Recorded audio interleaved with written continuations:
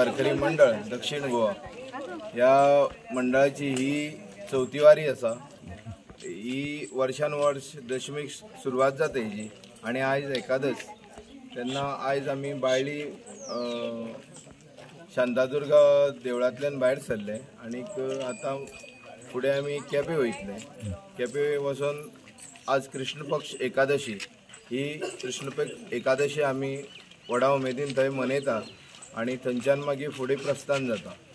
प्रस्थान जावन आमी मोल्या कुळ्या मोल्या मागीर अनमोड अशे खानापूर बेळगांव असो मार्ग धरीत आमी पंढरपूर पावता।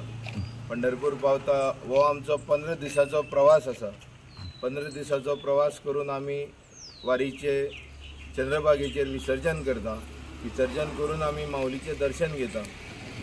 मागीर जो 16वा दीस आसता तो 16वा दीस आमचो विश्रांती म्हणून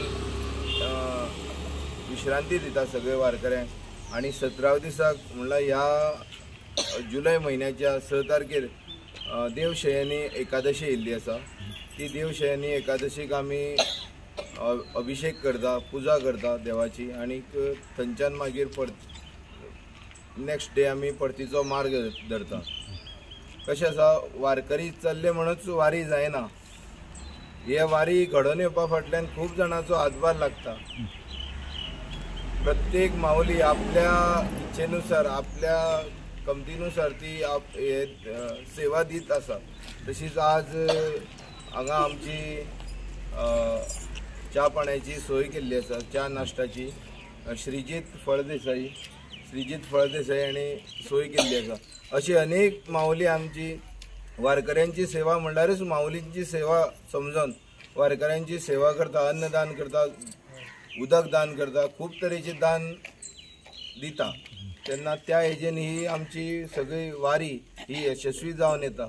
आणि हांव माऊली चरणा एकूच मागता की ज्या माऊलीन ज्या भावान सेवा दिल्ली आसा ती माऊली चरणाक रुजू जावची आणि त्यांची प्रत्येकाची मनोकामना ही माऊलीन पूर्ण करची म्हणून मागता। बोला पुंडलिक वरदे हर विठ्ठल श्री ज्ञानदेव तुकाराम।